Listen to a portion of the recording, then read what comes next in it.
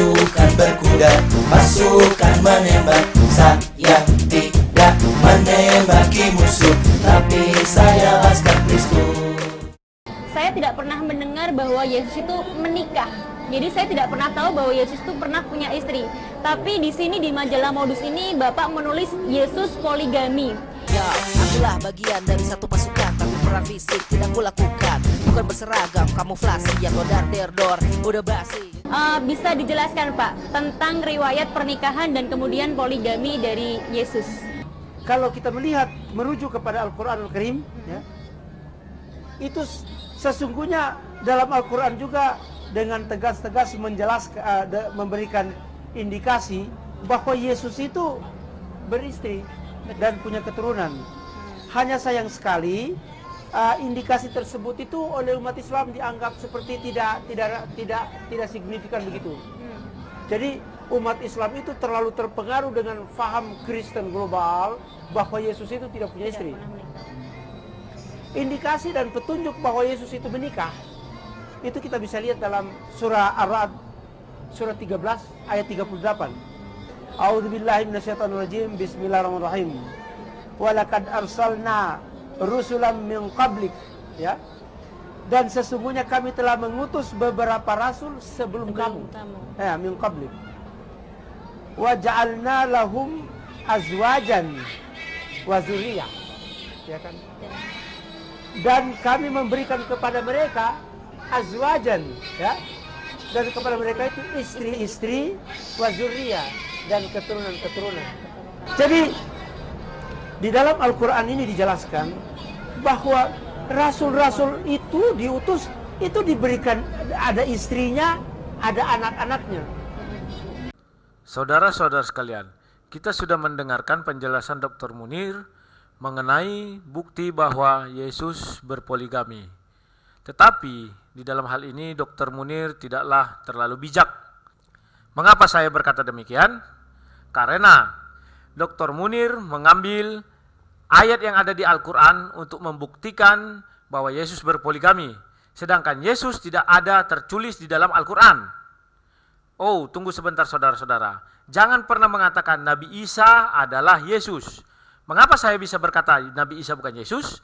Pertama, mari kita lihat ayatnya yang ada di Al-Quran pada surah Maryam ayat 23. Di dalam surah Maryam ayat 23 dijelaskan bahwa Maryam melahirkan Nabi Isa pada pangkal pohon kurma.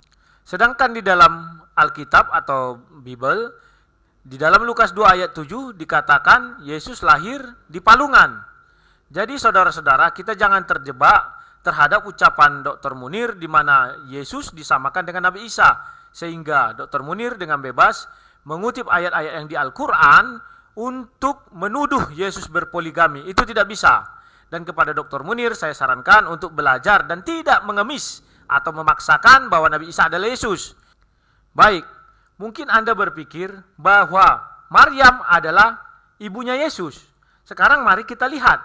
Al-Quran menjelaskan dalam surah Maryam ayat 28, di sana dijelaskan bahwa Maryam adalah saudara perempuan Harun.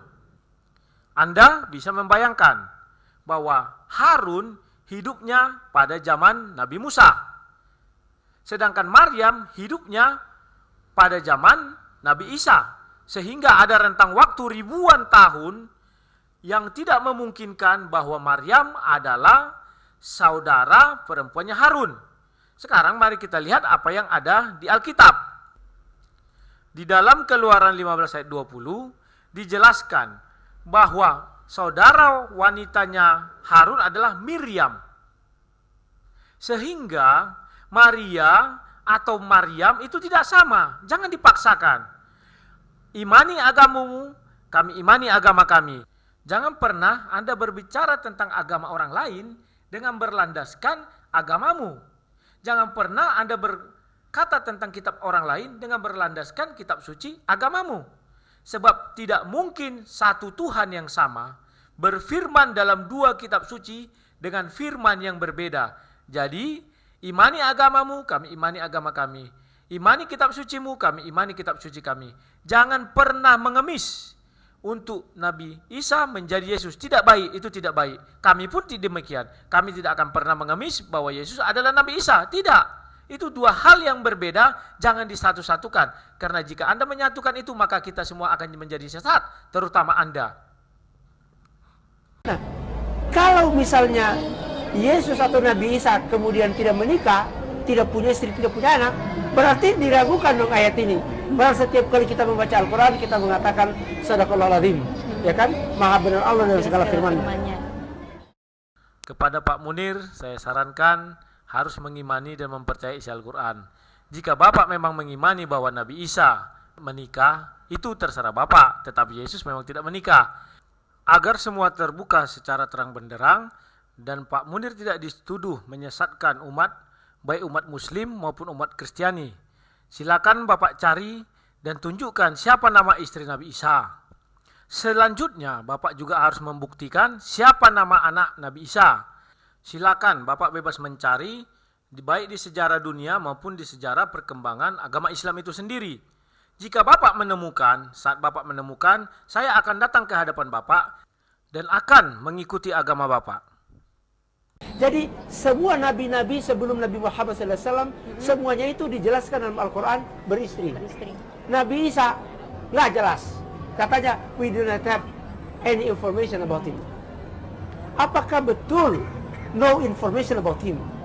Ternyata Profesor Dr. Barbara Turing dari University of Sydney, Australia, ya, yang melakukan penelitian terhadap naskah laut mati selama lebih 20 tahun. Barbara Turing adalah pakar teologi dan pakar Alkitab, melakukan penelitian terhadap naskah laut mati selama lebih dari 20 tahun, kemudian menghubungkannya dengan ayat-ayat Injil, dan menemukan bahwa ternyata Nabi Isa itu bukan hanya menikah, bukan hanya beristri, tapi poligami. Artinya beristri lebih daripada satu. Jika Pak Munir ingin mencari kebenaran apakah Nabi Isa berpoligami dan memiliki anak, harusnya Pak Munir berpatokan kepada hadis dan Al-Quran, serta kitab-kitab yang dimiliki oleh agama Islam. Nah, di dalam buku ini, ya, secara jelas-jelas dikatakan bahwa upacara-upacara pernikahan Yesus, ya, di dalam Alkitab ini berusaha dikabulkan oleh gereja. Jadi mengenai pernikahan Yesus itu, ya,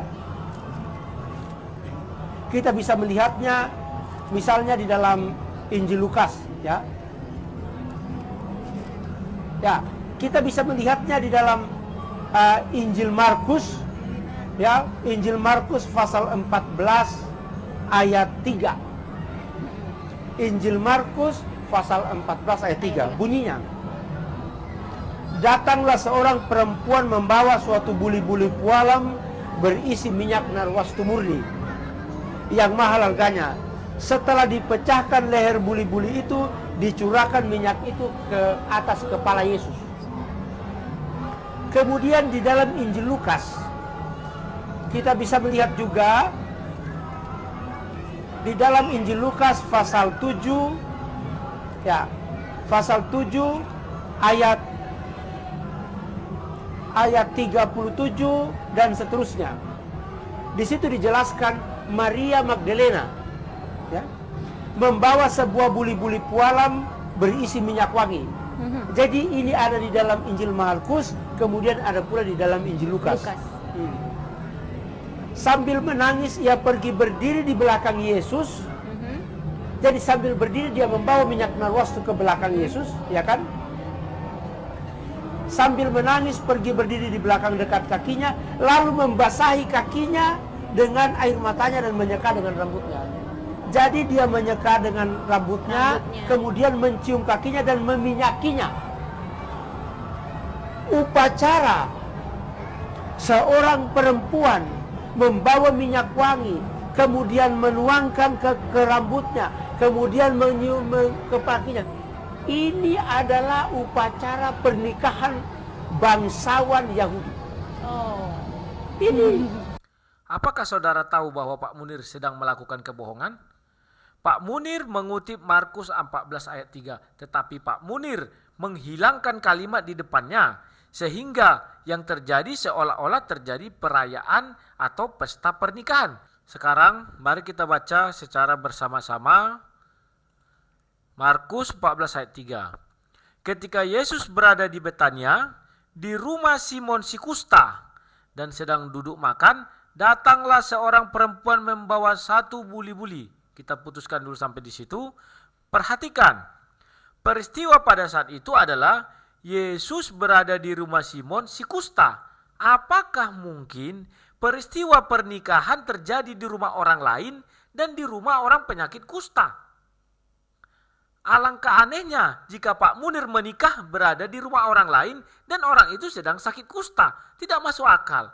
Apalagi Pak Munir mengatakan ini adalah ciri-ciri pernikahan kaum bangsawan Yahudi. Kaum bangsawan Yahudi tidak akan pernah menikah di tempat si kusta. Sebab kusta itu adalah satu penyakit yang menjijikkan dan itu adalah harus ditahirkan atau disucikan. Orang tidak bisa bersentuhan sama si kusta. Seperti yang terjadi di dalam perjanjian lama. Orang-orang kusta itu harus ditahirkan dulu baru dia bisa berkumpul dengan orang lain. Kita baca ayat selanjutnya. Kondisi Yesus pada saat itu sedang duduk makan. Apakah mungkin pernikahan dilakukan dengan kondisi Yesus sedang duduk makan? Apakah mungkin Pak Munir sedang makan dilakukan pernikahan? Saya tidak mengerti. Jadi peristiwa ini adalah setelah dikupas. Kita bisa melihat dalam Kidung Agung.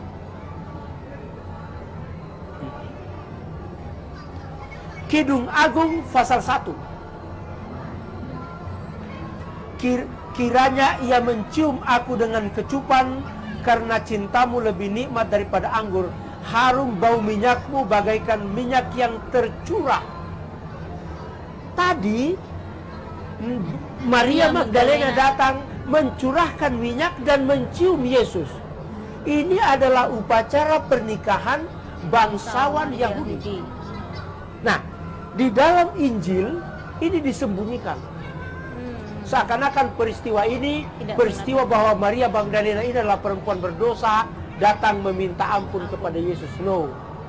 Itu adalah perbuatan gereja yang berusaha menutup-nutupi kenyataan atau fakta sejarah bahwa Yesus sesungguhnya menikah di Kanaan. Di mana dia menikah? Di Kanaan. Di mana buktinya? Dalam Injil Yohanes. Dan Markus ya, Pak. Di dalam ini apa namanya? Lebih jelas lagi dijelaskan di dalam buku ini oleh Profesor Dr. Barbara Thiering mengatakan bahwa the account of the marriage of Jesus with Mary Magdalene lies very close to the surface of the gospel narrative. Pernikahan Yesus dan Maria Magdalena sangat jelas kelihatan dari kata-kata yang ada di dalam Injil. Maria Magdalena datang meminyaki Yesus dan menciumnya. Itu upacara pernikahan. Tidak ada orang datang mencium laki-laki di Yahudi itu dihukum mati. Hukum mati. Perempuan yang mencium laki-laki yang bukan muhrimnya harus dihukum mati. Loh, kenapa ini tidak dihukum mati? Karena Maria Magdalena ini sedang menyelenggarakan upacara pernikahan dengan Yesus. Lagi-lagi Pak Munir menunjukkan satu kebohongan, di mana Pak Munir mengatakan si wanita datang dan langsung mencium Yesus, dan di mana Pak Munir mengatakan seolah-olah hal itu adalah seperti sebuah zina. Sekarang mari kita perhatikan ayatnya yang tertulis dalam Lukas 7 ayatnya yang ke-38. Di situ dikatakan, kemudian ia mencium kakinya. Bukan mencium kening, bukan mencium pipi, bukan mencium bibir, tapi mencium kaki. Apakah mungkin ada tindakan zina jika seseorang mencium kaki kita dan dilakukan di hadapan orang banyak? Sekarang mari kita lihat apa yang terjadi atau apa yang dikatakan dalam Kidung Agung 1 ayat 3. Harum bau minyakmu bagaikan minyak yang tercurah namamu. Pak Munir seolah-olah mengatakan bahwa minyak yang tercurah itu sama dengan minyak yang tercurah dari atas kepala Yesus. Padahal Kidung Agung ini adalah sebuah kidung atau puisi dari Raja Salomo. Pak Munir seakan-akan mengatakan bahwa kidungnya Raja Salomo ini adalah sebuah peristiwa pernikahan kaum bangsawan atau Raja Salomo.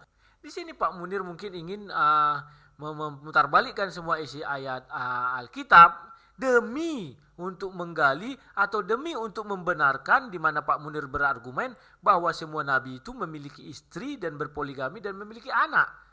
Ini terlalu berbahaya. Bapak memaksakan kehendak, Bapak memaksakan kepintaran Bapak memaksakan pemikiran Bapak bahwa Nabi Isa harus beristri dan memiliki anak dengan mengutip ayat-ayat di dalam Alkitab. Itu tidak fair, Pak, karena Alkitab bukan kitab suci orang Muslim, sehingga Muslim tidak boleh mengambil ayat yang ada di Alkitab atau di Bible itu, di Bibel. Kenapa saya katakan demikian? Bapak tolong cari apa isi Injil yang dibawa oleh Isa. Karena saya yakin Bapak tidak akan mengakui Injil Matius, Markus, Lukas. Tidak, Bapak bilang itu sudah dirubah, ditambahi segala macam. Maka dari itu, tolong carikan saya Injil yang dibawa oleh Nabi Isa. Jangan pernah mengklaim Injil yang ada di Bibel itu adalah Injil yang dibawa Nabi Isa. Karena Nabi Isa tidak sama dengan Yesus. Maka mulai hari ini dan seterusnya saya nasihatkan kepada Pak Munir, carikan saya satu ayat isi daripada Injil Isa. Kita ingin lihat apa-apa saja isi Injil Isa, jangan Injil Yesus. Karena Bibel tidak diakui oleh Pak Munir sebagai kitab yang asli, yang murni, tetapi sudah dibilangnya dirubah-rubah. Bagaimana Bapak beriman kepada kitab yang dirubah-rubah? Tidak mungkin. Islam memiliki kitab sucinya sendiri, Kristen memiliki kitab sucinya sendiri. Jangan pernah Bapak mengklaim kitab suci orang lain menjadi kitab suci Bapak. Itu tidak baik. Terima kasih.